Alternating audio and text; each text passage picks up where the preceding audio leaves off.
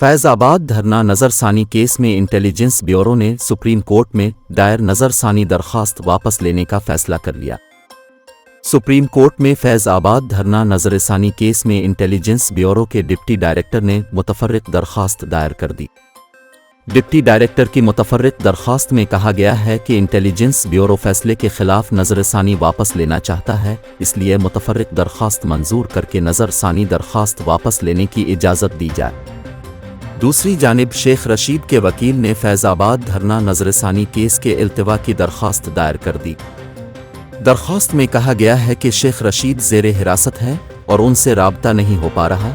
उनके वकील अमान उल्लाह कुनरानी अब सूबाई वज़ीर कानून बन चुके हैं, इसलिए वो बतौर सूबाई वज़ीर कानून फैज़ाबाद धरना नज़रसानी केस में पेश नहीं हो सकते। दरख्वास्त में इस्तदा की गई है कि अदालत केस की समाअत मुलतवी कर दे। वाज़ेह रहे कि सुप्रीम कोर्ट में फैज़ाबाद धरना नज़रसानी केस की समाअत 28 सितंबर को होगी।